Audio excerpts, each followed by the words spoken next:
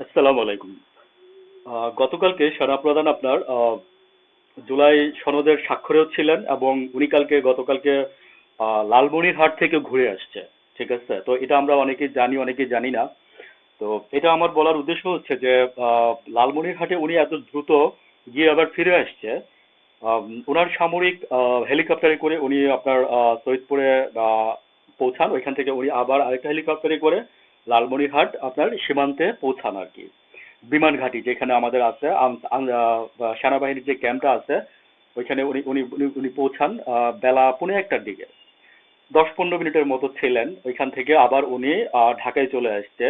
কিছুক্ষণের মধ্যে এসে উনি আবার আপনার এই গতকালকে সংসদ ভবনের জুলাই সনদে ওইখানে উপস্থিত ছিলেন।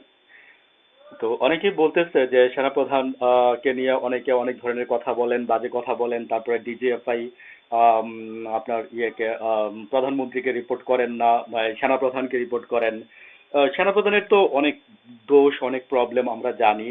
তার মধ্যে গতকালকে আসলে দোষ প্রবলেম তখনই প্রমাণ হয় যখন নাকি আপনার এই সেটা প্রমাণিত হয়। তো সেনাপ্রধানের অনেক কিছুই প্রমাণিত হয়ে গেছে এর মধ্যে আমরা জানি, আবার অনেক কিছু প্রমাণিত হয় নাই। তো যেগুলো আমরা প্রমাণিত হয় নাই সেগুলো আমরা কখনই বলবো না। কারণ একজন মানুষকে ছোট করার আগে বা একজন মানুষকে খাটো করার আগে তার সম্পর্কে ভালো করে জেনে নিবেন, যেন আপনি প্রতি উত্তর দিতে পারেন। এর আগে কিছু বলবেন না কখনই, এটা আমার রিকোয়েস্ট। আর গতকালকে আপনার সেনাপ্রধান যেটা করছে, ডিজিএফআই কে রিপোর্ট করুক আর না করুক সেটা ভিন্ন কথা, এই প্রসঙ্গে আমি যাচ্ছি না। দুই লাইনে আমি এখানে কথা বলে বুঝাইতে পারবো না কিছুই। তাই আমি কিন্তু আমি সেনাপ্রধান লালমনিরহাট গিয়েছেন কি সম্ভবত আমার ধারণা যে বিমানবন্দরটা করতে, আরে সরি আপনার বিমানবন্দরটা যেটা পড়ে আছে আমাদের, হ্যাঁ, দুই বর্ডারের মানে বাংলাদেশ এবং ভারতের বর্ডারের কাছে। তো কালকে জুলাই সনদ হওয়ার আগে সেনাপ্রধান কালকেই কেন গেল, শুক্রবার দিন কেন গেল? হ্যাঁ, আমার কোশ্চেন হচ্ছে এটা। ঠিক আছে, তো আসলে কি অনেকে অনেক ধরনের নিউজ করেন, কিন্তু নিউজের বা মানে কোনো কিছু একটা ঘটলে ওইটার ফোকাসটা কোন জায়গাতে দিবেন আম, সেটা অনেকেই জানেন না।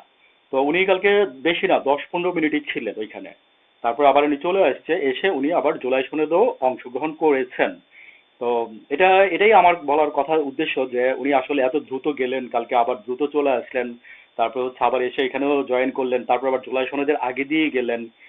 তো আমি এখন পর্যন্ত কোনো নিউজ পাই নাই এই বিষয়ে। আমার কাছে ব্যাপারটা স্বাভাবিকই মনে হচ্ছে বা স্বাভাবিকই লাগতেছে। আপনারা যদি কোনো কিছু জেনে থাকেন বা জানেন আমাকে জানায়েন, আমি একটু জানতে ইচ্ছা করতেছে তাই। আর হচ্ছে যে সেনাপ্রধান এখন পর্যন্ত যা করতেছে দেখি আমরা সামনে কি করে। মানুষ অনেক অনেক কথাই বলতেছে, 22 তারিখের আর বেশি দিন নাই। তো দেখি উনি কি করে আর কি। ভালো থাকবেন।